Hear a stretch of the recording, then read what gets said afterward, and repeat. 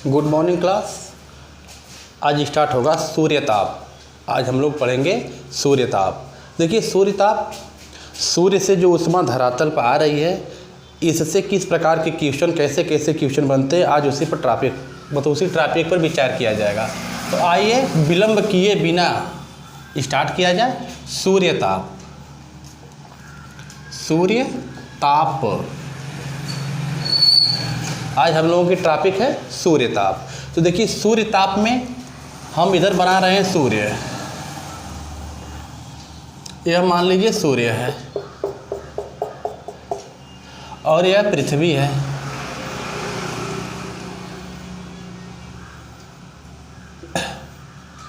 अब यहाँ सूर्य से पृथ्वी तक जो इसकी किरणें आती है या इसका ताप आता है, इसी पर आज चर्चा होगी। तो ध्यान दीजिए, पृथ्वी अगर है तो पृथ्वी के बीचों बीच जो रेखा है, दिखाई दे रहा होगा स्पष्ट। हाँ देखिए, यह पृथ्वी है, बीच वाली रेखा का नाम है विषुवत रेखा। यह है विषुवत रेखा। नीचे वाली मकर रेखा, ऊपर वाली जो है कर्क रेखा। तो 23.5 अंश पर यह है उत्तरी गोलार्ध में, 23.5 अंश पर कर्क रेखा और दक्षिणी गोलार्ध में 23.5 अंश पर मकर रेखा। अब सूर्य से जब प्रकाश आता है तो किस प्रकार आ रहा है, देखिए जब सूर्य से प्रकाश इस तरह आएगा, यानी विषुवतीय क्षेत्र में लंबवत चमकेगा। अब यही ध्रुवीय क्षेत्र में जब जाएगा, देखिए इधर और इधर, तो यह ध्रुवीय क्षेत्र है, यह ध्रुवीय क्षेत्र है, इसको उत्तरी ध्रुव और दक्षिणी ध्रुव है, और विषुवत रेखा पर इसका प्रकाश लंबवत चमक रहा है। तो अब सूर्य के एकदम मध्य भाग में कोर है। अब सूर्य से जो ऊष्मा आ रही है, यह ऊष्मा कैसी ऊष्मा है, मतलब इसमें ऊर्जा कहाँ से आ रही है, ये भी तो क्वेश्चन बन रहा है।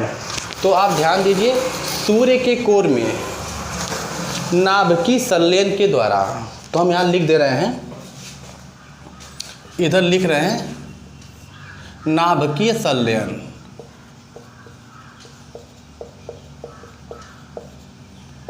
नाभिकीय संलयन द्वारा हाइड्रोजन गैस किसमें बदलती है, हाइड्रोजन हीलियम में बदलती है, और इसमें अपार ऊर्जा निकलती है। अपार ऊर्जा जब यहाँ से निकलती है तो सूर्य में अलग टॉपिक है जिसमें हम बताएं आपको कि सूर्य के कितने खंड, कितने भाग हैं। तो एकदम आगे यहाँ पर आएंगे तो एक प्रकाश मंडल पड़ेगा, जिसे फोटोस्फीयर कहा जाता है, प्रकाश मंडल। यह जो कोर में नाभिकीय संलयन के द्वारा ऊर्जा उत्पन्न हो रही है, इसको प्रकाश मंडल यहाँ तक आने में कई वर्ष लग जाते हैं, वर्षों समय लगता है।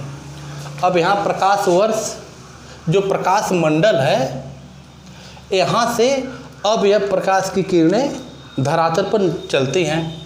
तो अब इसमें पॉइंट बन रहा है कि सूर्य में जो सूर्य की किरण है, इसमें किस प्रकार की किरण होती है। किरण को देख लीजिए, एक गामा किरण होती है, एक्सरे किरण होती है, गामा किरण और एक्सरे किरण, यह 3% होती है। एक है यूटी, मतलब पराबैंगनी किरण,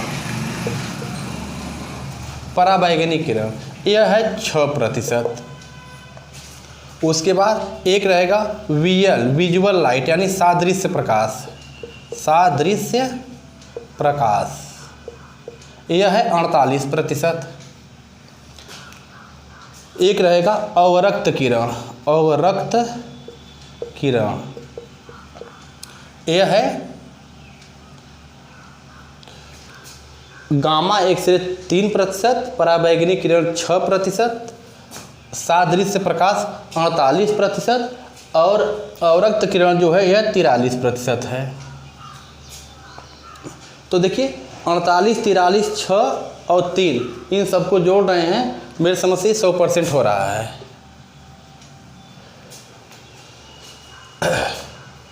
ये 100% हो गया। यानी सूर्य के प्रकाश में कितने प्रकार की किरण है, तो आप याद रखिएगा, गामा किरण, एक्सरे किरण यह 3% है, पराबैंगनी किरण 6%, विजुअल लाइट जिसे सादृश्य प्रकाश कहा जाता है 48%, और अवरक्त किरण जो है यह है 43%। यह सूर्य की किरण में मतलब सूर्य में समाहित है, इतनी किरणें आती हैं। अब यह सूर्य की किरण जब धरातल पाएगी तो सबसे ज़्यादा सूर्यताप विषुवत रेखा पर पड़ेगा, क्यों कि यह लंबवत पड़ रही हैं और ध्रुवों पर जो पड़ रही हैं इनको वायुमंडल में अधिक दूरी तय करनी पड़ रही है, इसलिए ध्रुव की अपेक्षा जो विषुवती प्रदेश है यह ज़्यादा गर्म है। ध्रुव से 4 गुना ज़्यादा ताप विषुवत रेखा का है। विषुवत रेखा से यदि हम उत्तरी गोलार्ध या दक्षिणी गोलार्ध में बढ़ते हैं तो हर अक्षांश पर यानी एक अक्षांश रेखा पर 3 डिग्री सेंटीग्रेड ताप घटता है। यानी विषुवत रेखा पर सबसे ज़्यादा सूर्यताप, जैसे जैसे उत्तरी गोलार्ध में या दक्षिणी गोलार्ध में बढ़ेंगे तो हर अक्षांश पर 3 डिग्री सेंटीग्रेड ताप घट रहा है। तो जाहिर सी बात है ध्रुवों पर कम सूर्यताप और विषुवत रेखा पर ज़्यादा सूर्यताप हो रहा है। अगर यह बात समझ में आ रही हो तो सूर्य से धरातल तक जो प्रकाश की किरण चल रही हैं तो इसका कभी कभी माध्यम पूछता है किस माध्यम में चलती हैं, तो विकिरण द्वारा सूर्य की प्रकाश धरातल तक आती है। इसको विकिरण भी कह सकते हैं या लघु तरंग दैर्घ्य भी कहा जा सकता है। अब देखिए लघु तरंग दैर्घ्य, जो भी किरण बहुत गर्म क्षेत्र से चलेंगी, जितना ज़्यादा से ज़्यादा गर्मी रहेगी उससे जो किरण चलती है वो हमेशा लघु तरंग दैर्घ्य होती हैं, और जो ठंडे क्षेत्र से चलती हैं वह दीर्घ तरंग दैर्घ्य होती है। तो क्वेश्चन पूछा जा सकता है कि पृथ्वी तक सूर्य का प्रकाश आने में किस प्रकार से आता है, तो विकिरण द्वारा आता है या लघु तरंग द्वारा आता है। अब विकिरण आ गया तो यहाँ पर 2 पॉइंट और ध्यान रखिएगा। एक होता है चालन, एक होता है संवहन, एक होता है विकिरण। तो चालन का मतलब होता है जब किसी ठोस माध्यम से ऊष्मा एक स्थान से दूसरे स्थान पर जाती है तो उसे चालन कहते हैं। माध्यम क्या होना चाहिए चालन में? ठोस। यदि माध्यम ठोस है तो उसे हम बोलेंगे चालन, और जब माध्यम ठोस है तो इसे चालन बोलेंगे। तो इसमें क्या होगा? छड़ का गर्म होना।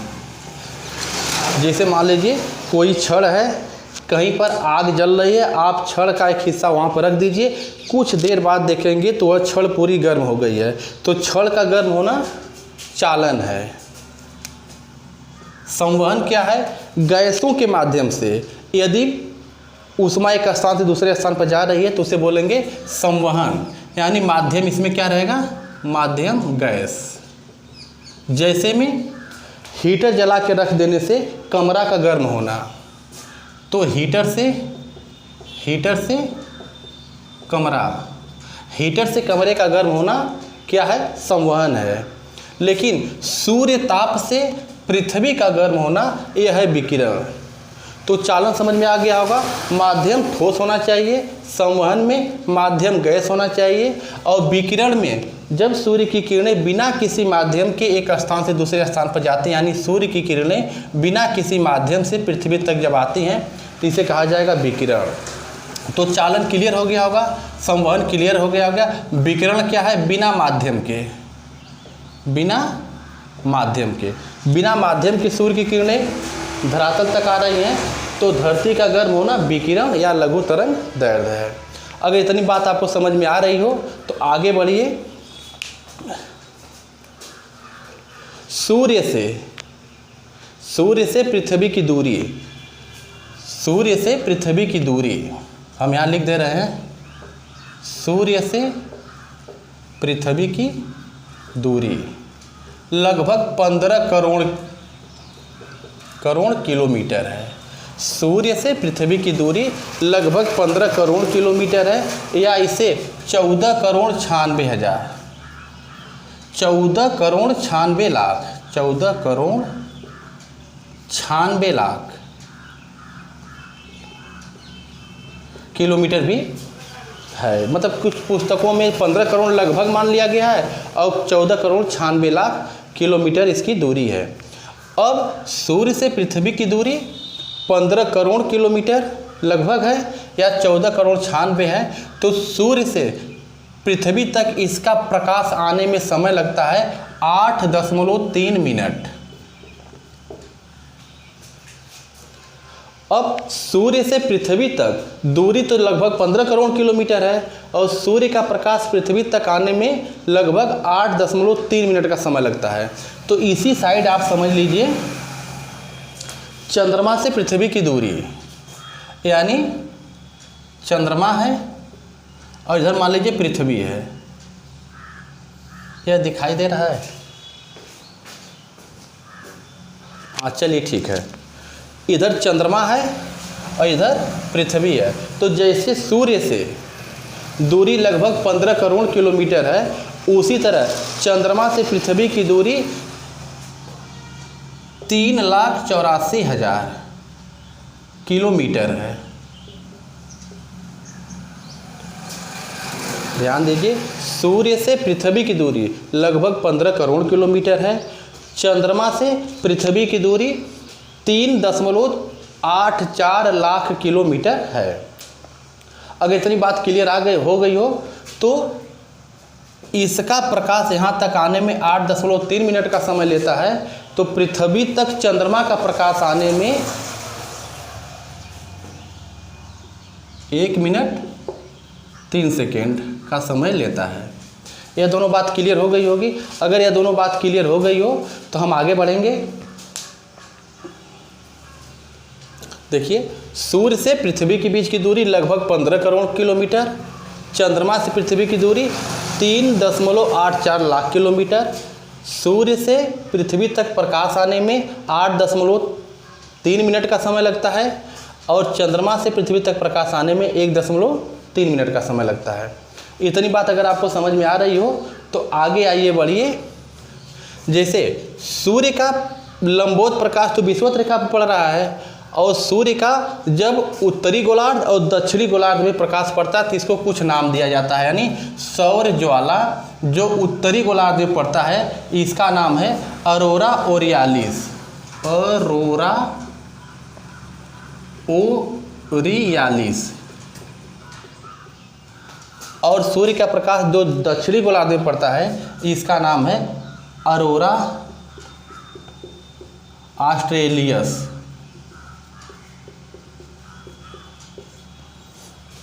इतनी बात आपको समझ में आ गई होगी। फिर ध्यान दीजिए, सूर्य से प्रकाश जब आता है तो विषुवत रेखा पर लंबवत चमकता है। किस माध्यम से आता है? विकिरण माध्यम से, यानी बिना किसी माध्यम के सूर्य का प्रकाश धरातल पा गया तो इसे विकिरण बोलेंगे, या इसको लघु तरंग दैर्ध्य के रूप में भी कहा जा सकता है। सूर्य का प्रकाश पृथ्वी पर लघु तरंग दैर्ध्य के रूप में आता है। यही सूर्य का प्रकाश जब उत्तरी गोलार्ध में जाएगा तो इसे बोलेंगे अरोरा ओरियालिस। यही सूर्य का प्रकाश जब दक्षिणी ध्रुव पर आएगा इसे बोलेंगे अरोरा ऑस्ट्रेलियस। इतनी बात समझ में आ गई है। अब यह सूर्य का प्रकाश आ कहाँ से रहा है? तो सूर्य के अंदर कोर है, कोर में नाभिकीय संलयन की क्रिया हो रही है जिसमें हाइड्रोजन गैस है, हाइड्रोजन हीलियम में परिवर्तित होती है और अपार ऊर्जा निकलती है। यह ऊर्जा यहाँ से प्रकाश मंडल तक आने में कई वर्ष का समय लगता है। अब इस प्रकाश मंडल से प्रकाश क्या होता है? धरती पर आने लगता है। किस माध्यम से आने लगता है ये बताया गया। चालन क्या है? जब ठोस माध्यम से चलेगा तो चालन है, जैसे छड़ का गर्म होना। संवहन क्या है? जब माध्यम गैस हो, जैसे हीटर से कमरे का गर्म होना। विकिरण क्या है? जब बिना किसी माध्यम का ऊष्मा एक स्थान से दूसरे स्थान पर जा रही है, इसे विकिरण बोलेंगे। अब यह सूर्य है तो सूर्य में कुछ किरणें हैं। सूर्य से जो किरणें आ रही है इसमें क्या क्या है? गामा किरण और एक्सरे किरण 3% है। यूटी अल्ट्रावायलेट यानी परावैंगनिक किरण यह 6% है। वीएल विजुअल यानी सादृश्य प्रकाश यह 48% किरण है और रक्त किरण 43%। कुल मिला के 100% सूर्य से सूर्य ताप है। हाँ, एक चीज़ और ध्यान देना है आपको कि जब सूर्य ताप सूर्य से पृथ्वी तक आता है तो 2 अरबवां हिस्सा आता है। यह 2 अरबवां हिस्सा, 2 अरबवां हिस्सा, यानी पृथ्वी जो है सूर्य प्रकाश का 2 अरबवां हिस्सा ही प्राप्त करती है। अब देखिए, ये तो सूर्य ताप हो गया, किस माध्यम से कैसे कैसे आ रहा है ये बात क्लियर हो गई होगी। तो अब आइए सूर्य ताप, जिसे सूर्य का बजट, ये बजट एक शब्द रहेगा, बजट, यानी सूर्य से जो ताप धरती पा रहा है उसका क्या क्रम है, कैसे, इस पर ही चर्चा किया जाए। देखिए, मान लीजिए सबसे नीचे धरती है, धरती है, नीचे वाला हिस्सा दिखाई दे रहा है।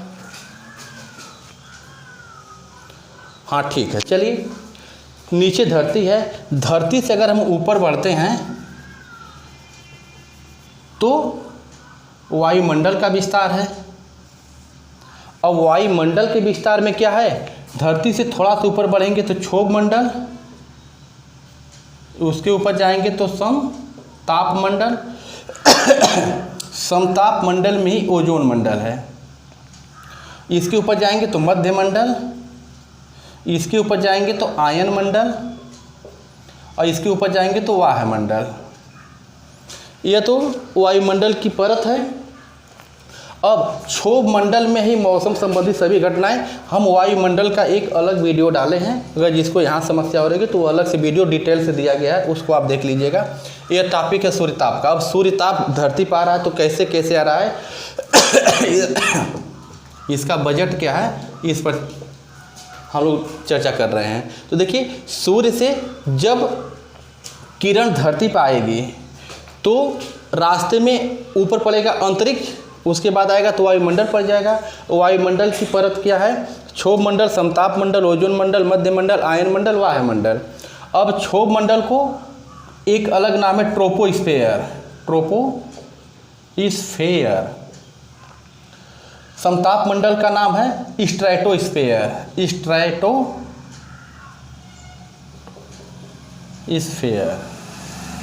इसका नाम है मेसोस्फेयर, मेसोस्फेयर।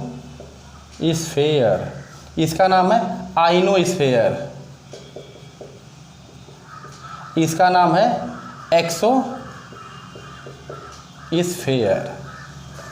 वायुमंडल में क्षोभ मंडल, समताप मंडल, ओजोन मंडल इसी में है, मध्य मंडल, आयन मंडल, वायुमंडल है। इसको एक अलग नाम भी दिया जाता है, ट्रोपोस्फेयर, स्ट्रेटोस्फेयर, मेसोस्फेयर, आइनोस्फेयर और एक्सोस्फेयर। अब इसमें क्या होता है जब सूर्य से किरण चलती है तो वायुमंडल की बाहरी परत पर ही टकराकर सीधे वापस हो जाती है। यह वापस होती है 6%, यानी सूर्य से जब किरण चलती है तो वायुमंडल की ऊपरी सतह पर टकराकर 6% वापस हो जाती है, तुरंत वापस हो जा रही है। उसके बाद फिर जब आ रही है तो हम आपको बताएं कि क्षोभ मंडल में, वायुमंडल वाले टॉपिक में मौसम संबंधी जितनी घटनाएं होती हैं क्षोभ मंडल में होती हैं। तो क्षोभ मंडल में क्या होते हैं, बादल होते हैं, बादल। अब बादल क्या है, संतृप्त हवाओं का समूह। संतृप्त हवाओं का समूह क्या कहलाता है, बादल कहलाता है। अब जब सूर्य से किरण आ रही है तो बादल पड़ रहे हैं, पहले तो वायुमंडल की सीमा पड़ेगी, 6% वापस कर देगी, फिर आगे आएगी तो बादल से मुलाकात होगी।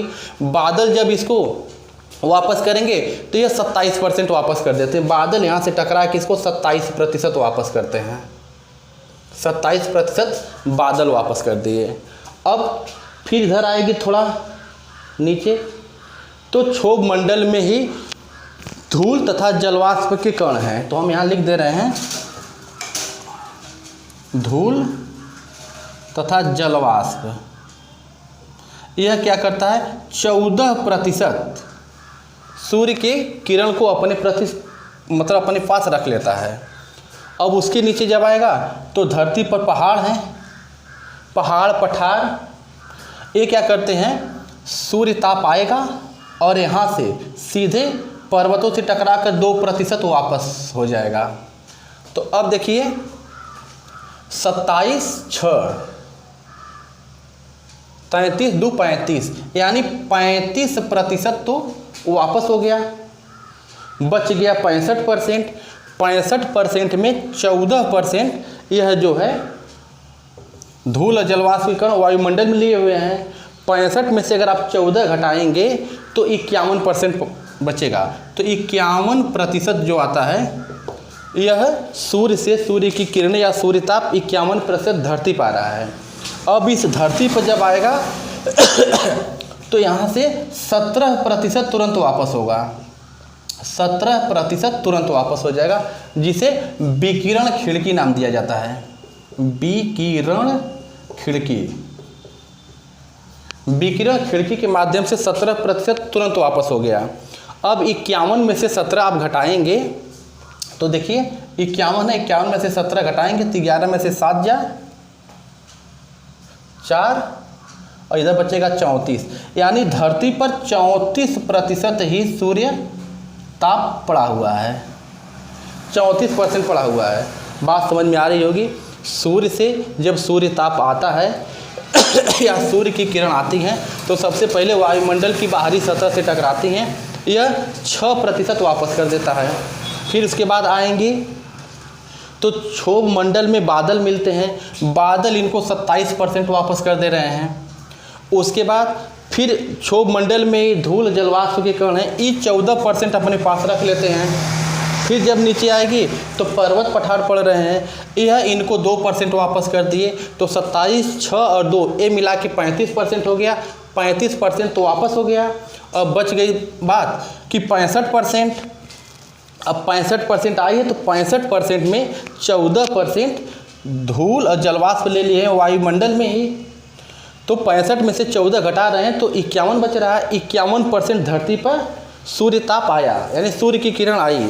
अब यह 51% जो है इसमें से 17% तुरंत विकिरण खिड़की के माध्यम से वापस कर दिया जाता है। विकिरण खिड़की का मतलब आप इधर देख लीजिए, जैसे ग्लेशियर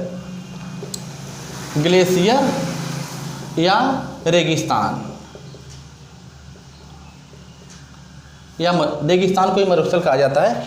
तो ग्लेशियर और रेगिस्तान 17% तुरंत वापस कर देते हैं। जब वापस कर देते तो धरती के पास मात्र 34% ही बचता है। अब यह 34% रात के समय 34% यह जाएगा, 34 यह है, और 14% जो ये वायुमंडल में धूल जलवाष्प के कण लिए थे 14% यह, ये दोनों मिला के 48% रात में वापस कर देते हैं। यानी जितनी ऊर्जा आई, जितनी ऊष्मा आई, सब की सब वापस हो जा रही है।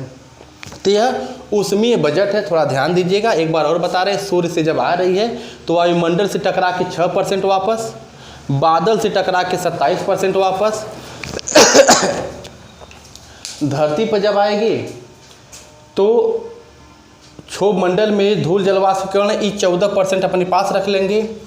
टोटल इधर खर्च होने के बाद 51% धरती पर आ रही है, जिसमें से 17% तुरंत विकिरण खिड़की यानी ग्लेशियर और रेगिस्तान द्वारा वापस कर दिया जा रहा है। धरती के पास मात्र 34% बचा। रात में 34% धरती इसको वापस करती है। जब वो इसको वापस करती है तो बीच में 14% ये भी मिल जाता है। तो 34, 14, 48%, 48% रात में वापस हो जाता है। यानी जितना 100% आई या 100% चली गई। अगर इतनी बात यह है ऊष्मीय बजट। अगर ऊष्मीय बजट वाली बात आपको क्लियर हो गई हो तो क्षोभ मंडल में बताया गया था मौसम संबंधी सभी घटनाएं होती हैं। वायुयान उड़ते हैं, यह उल्का पिंड से रक्षा करता है। आयन मंडल जो है रेडियो, टेलीविज़न इत्यादि का प्रसारण होता है। वायुमंडल सबसे ऊपर वाला हिस्सा है, यहाँ पर हल्की गैसें पाई जाती हैं, जैसे में हाइड्रोजन और हीलियम। इनका थोड़ा नाम याद रखिएगा, ट्रोपोस्फेयर, स्ट्रेटोस्फेयर, मेसोस्फेयर, आयनोस्फेयर और एक्सोस्फेयर। इतनी बात अगर आपको समझ में आ गई हो तो कुछ पॉइंट और याद रखिएगा। पृथ्वी का तापमान हमेशा 15 डिग्री सेंटीग्रेड रहता है। तो पृथ्वी का तापमान 15 डिग्री सेंटीग्रेड रहता है, हमेशा 15 डिग्री सेंटीग्रेड रहता है। दिखाई दे रहा है नीचे? नहीं। पृथ्वी का तापमान 15 डिग्री सेंटीग्रेड हमेशा रहता है, एक समान बना रहता है 15 डिग्री सेंटीग्रेड। अच्छा, पृथ्वी सबसे ज़्यादा उच्च ताप और सबसे निम्न ताप कब लेती है? तो देखिए दिन में 2 बजे पृथ्वी का ताप सबसे ज़्यादा रहता है। तो ताप सर्वाधिक, पृथ्वी का ताप सर्वाधिक दिन में 2 बजे होता है और सबसे कम 4 और 5 बजे के बीच रात में भोर यानी जिसे कहा जाता है सबसे कम होता है। अगर इतनी बात आपको समझ में आ गई हो, अगर स्क्रीनशॉट लेना हो तो ले लीजिए। उसके बाद हम आगे बढ़ रहे हैं, बस ध्यान दीजिएगा। सूर्य के प्रकाश से जो किरण निकलती है उसमें कितने प्रकार की किरण होती हैं? तो गामा, एक्सरे, पराबैंगनी, सादृश्य और रक्त किरण, इतनी तो किरण है जो निकल रही हैं। सूर्य से प्रकाश आता है तो लंबवत विषुवत रेखा पर और ध्रुवों पर क्षैतिज पड़ता है। हाँ, यहाँ पर एक बात आपको ध्यान रखना है कि जब विषुवत रेखा पर सूर्य ताप अधिक मिलता है तो विषुवत क्या होता है? विषुवतीय क्षेत्र ध्रुवीय क्षेत्र से 4 गुना ज़्यादा गर्म हो जाता है। इसमें भी याद रखिएगा कि सर्वाधिक सूर्यताप पृथ्वी कहाँ पाती है? तो 20 अंश अक्षांश पर सर्वाधिक सूर्यताप पाती है, 20 अंश अक्षांश पर। अब देखिए विषुवतीय क्षेत्र कहाँ से कहाँ तक है? 23.5 अंश मकर रेखा और 23.5 अंश ऊपर कर्क रेखा, इनके बीच में इसको बोला जाता है विषुवतीय क्षेत्र। विषुवतीय क्षेत्र में सूर्य की किरण लंबवत पड़ती हैं, लेकिन इसमें भी सबसे ज़्यादा सूर्यताप 20 अंश पर होता है। कारण क्या है? यहाँ पर आते हैं प्रति चक्रवात, और प्रति चक्रवात में हवाएं हमेशा बाहर की ओर जाती हैं। तो यहाँ मान लीजिए प्रति चक्रवात आ गया तो हवाएं इधर चली जाएंगी, उधर चली जाएंगी, बीच वाला हिस्सा खाली हो जाएगा। यहाँ सूर्यताप ज़्यादा प्राप्त करती हैं और बीच वाला हिस्सा जो रहता है बादल से आच्छादित रहता है, इसलिए विषुवतीय क्षेत्र में भी बीच में जो बादल छाए रहते हैं यहाँ पर कम ऊष्मा प्राप्त होती है, सबसे ज़्यादा 20 अंश अक्षांश पर होती है। एक पॉइंट और याद रखिएगा, सूर्य के विकिरण या लघु तरंग द्वारा पृथ्वी गर्म हो रही है, लेकिन जब सूर्य का प्रकाश नीचे आ रहा है फिर ऊपर जा रहा है, जब ऊपर जाएगा तो इसको कुछ नाम दिया गया है। इसका नाम आप हम लिख दे रहे हैं। जब ये वापस जैसे सूर्य का प्रकाश नीचे आया तो ये तो विकिरण के माध्यम से आया या लघु तरंग दैर्ध्य के रूप में आया, और जब ये वापस जाएगा, वापस जाने के लिए क्या होता है? इसको कहा जाता है द्वितीयक विकिरण। तो हम इसको यहाँ दिखाई देगा आपको। हाँ ठीक है, यह जो वापस जाने वाली बात आ रही है, सूर्य का प्रकाश आया पृथ्वी पर टकरा के जब वापस जा रहा है, जब वापस जाएगा तो इसको कहा जाता है भौमिक विकिरण। भौमिक विकिरण या इसी को कहा जाता है दीर्घ तरंग दैर्ध्य। दीर्घ तरंग दैर्ध्य यानी जब नीचे से जा रहा है वापस तो इसको बोलेंगे दीर्घ तरंग दैर्ध्य, और जब ऊपर से नीचे आता है तो इसको बोलते हैं लघु तरंग दैर्ध्य। लघु तरंग दैर्ध्य के रूप में आता है और दीर्घ तरंग दैर्ध्य के रूप में वापस जाता है। तो भौमिक विकिरण, दीर्घ तरंग दैर्ध्य, और इसका अन्य नाम और भी रहता है पार्थिक विकिरण। पार्थिक विकिरण। तो आप ध्यान दीजिएगा, पृथ्वी सूर्यताप प्राप्त करती है विकिरण द्वारा या लघु तरंग द्वारा। यानी पृथ्वी कैसे गर्म हो रही है? लघु तरंग दैर्ध्य के द्वारा गर्म हो रही है। और वायुमंडल कैसे गर्म हो रहा है? चाहे तो भौमिक विकिरण कर दीजिए या दीर्घ तरंग कर दीजिए या चाहे पार्थिक विकिरण कर दीजिए। तो धरती का गर्म होना लघु तरंग दैर्ध्य, वायुमंडल का गर्म होना दीर्घ तरंग दैर्ध्य या भौमिक विकिरण, चाहे इसको पार्थिक विकिरण भी कहते हैं। इतनी बात अगर क्लियर हो गई हो तो इसका स्क्रीनशॉट लेना तो लीजिए, उसके बाद हम आगे बढ़ रहे हैं।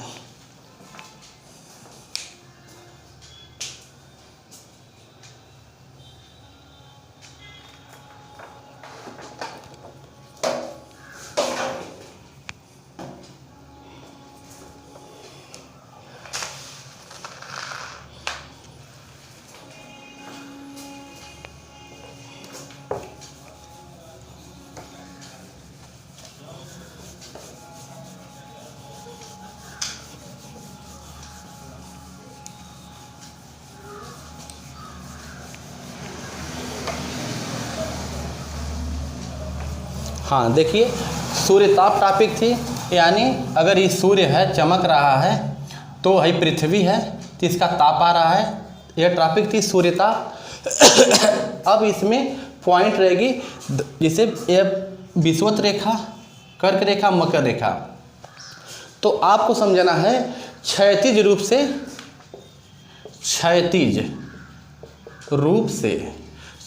रूप से पृथ्वी के तापमान में क्या प्रभाव पड़ता है। तो देखिए क्षैतिज रूप का मतलब ना, जहाँ सूर्य के इसमें क्षैतिज रूप से तापमान, यानी धरातल पर क्षैतिज रूप से तापमान का क्या असर है, कैसे क्या है, इस पर विचार किया जाएगा। तो देखिए पहला, सूर्य के किरण का आपतन कोण, सूर्य के किरण का आपतन कोण। अब देखिए सूर्य के किरण का आपतन कोण यानी सूर्य से आने वाले कोण, तो जहाँ लंबवत होंगे और कहीं क्षैतिज होंगे, यानी ध्रुवों पर क्षैतिज होगी और विषुवत रेखा पर लंबवत होगी। तो जहाँ लंबवत होगी वहाँ पृथ्वी ज़्यादा सूर्यता प्राप्त कर रही है, जहाँ क्षैतिज रहेगी वहाँ पर पृथ्वी कम सूर्यता प्राप्त कर रही है। दूसरा पॉइंट रहेगा पृथ्वी से सूर्य की दूरी, पृथ्वी से सूर्य की दूरी, पृथ्वी से सूर्य की दूरी। हाँ, आप एक चीज़ समझ लीजिए कि जैसे मान लीजिए इस डायग्राम को हम मिटा रहे हैं, अगर यह सूर्य है और इस तरह दीर्घ वृत्ताकार में सभी ग्रह इसके क्या करते हैं, चक्कर लगाते हैं।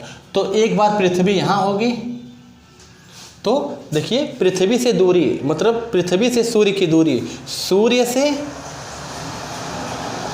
पृथ्वी की दूरी सर्वाधिक है। एक बार पृथ्वी यहाँ होगी तो सर्वाधिक पास होगी। तो जब सूर्य से पृथ्वी सर्वाधिक नज़दीक होगी तो इसे बोलेंगे उपसौर या उपसौरिका, और जब सूर्य से पृथ्वी सबसे दूर होगी तो इसे बोलेंगे अपसौर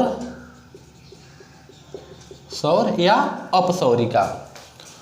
उपसौरिका 3 जनवरी को होती है, अपसौरिका 4 जुलाई को होता है। तो मुझको लग रहा है कि उपसौरिका अपसौरिका आपको क्लियर हो गया होगा। उपसौरिका जब पृथ्वी सूर्य के सर्वाधिक पास होगी तो इसे बोलेंगे उपसौरिका, यह स्थिति 3 जनवरी को होती है। अपसौरिका जब पृथ्वी सूर्य से सर्वाधिक दूरी पर होती है तो इसे बोलेंगे अपसौरिका, यह स्थिति 4 जुलाई को हो रही है। अच्छा, जब सूर्य और पृथ्वी का तुलना कर रहे हैं तो सबसे नज़दीक को उपसौरिका और सबसे दूर को अपसौरिका। उसी प्रकार अगर मान लीजिए चंद्रमा है और पृथ्वी है, इसको पृथ्वी मान लीजिए, यह चंद्रमा, यह भी तो दीर्घ वृत्ताकार में चक्कर लगाता है। तो एक बार पृथ्वी से सबसे दूर रहेगा, एक बार पृथ्वी से सबसे नज़दीक होगा।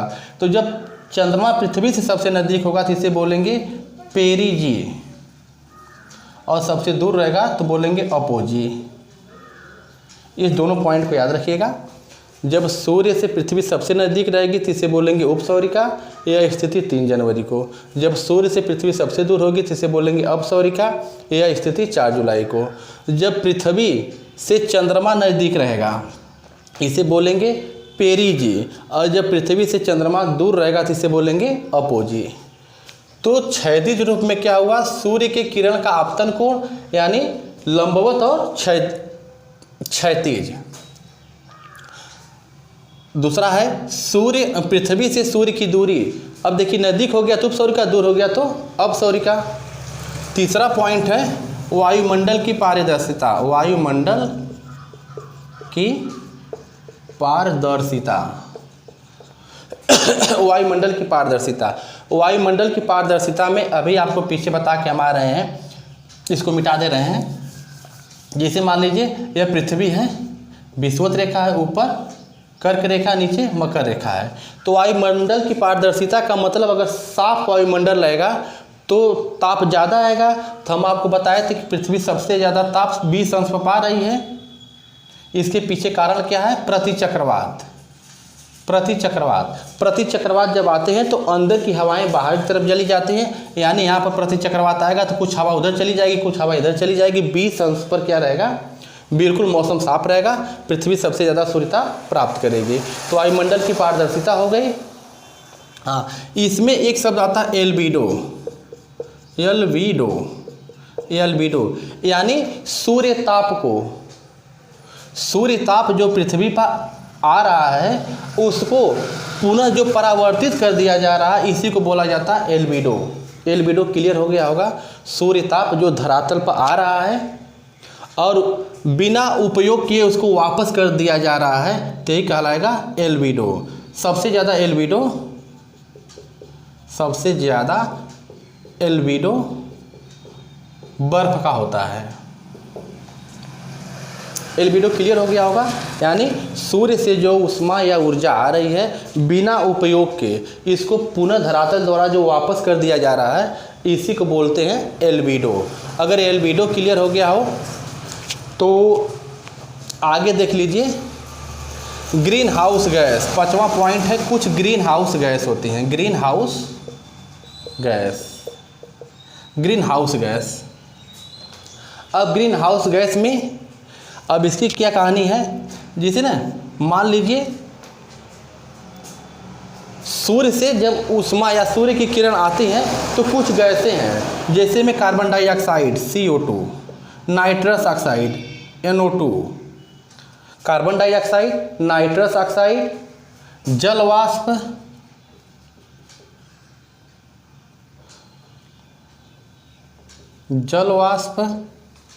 कार्बन डाइऑक्साइड, नाइट्रस ऑक्साइड, जल वाष्प, मीथेन और CFC क्लोरोफ्लोरोकार्बन। यह जो गैसें हैं यह ग्रीन हाउस गैस है।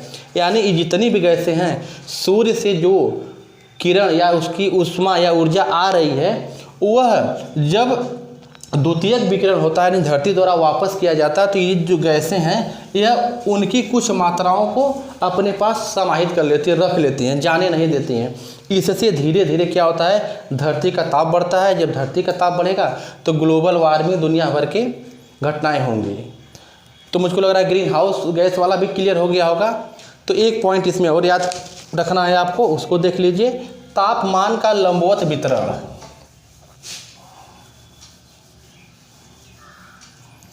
तापमान का लंबवत वितरण। तापमान का लंबवत वितरण। देखिए, यह तापमान का क्षैतिज वितरण था। यानी अगर यह पृथ्वी है तो इस तरह विषुवत रेखा से ध्रुवों की ओर और उत्तरी गोलार्ध में, दक्षिणी गोलार्ध में, यह तो क्षैतिज वितरण था। यह जो लंबवत है ना, यानी धरती से वायुमंडल ऊपर की ओर जाने की घटना रहेगी है। तो तापमान का लंबवत वितरण हम पीछे वायुमंडल वाले टॉपिक में पढ़ चुके हैं कि क्षोभ मंडल जो होता है, यहाँ पर 165 मीटर की ऊंचाई पर 1 डिग्री सेंटीग्रेड ताप घटता है। यानी 165 मीटर की ऊंचाई पर जाएंगे तो 1 डिग्री सेंटीग्रेड ताप घटेगा।